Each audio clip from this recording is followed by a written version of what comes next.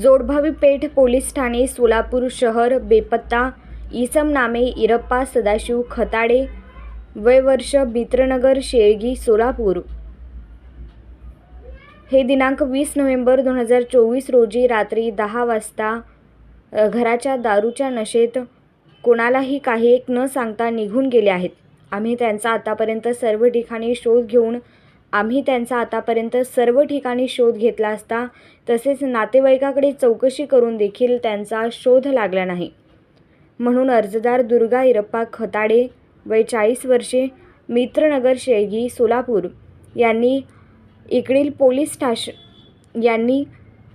जोडभावी पेठ police station येथे अर्ज दिल्याने बेपत्ता रजिस्ट्री दाखल आहे.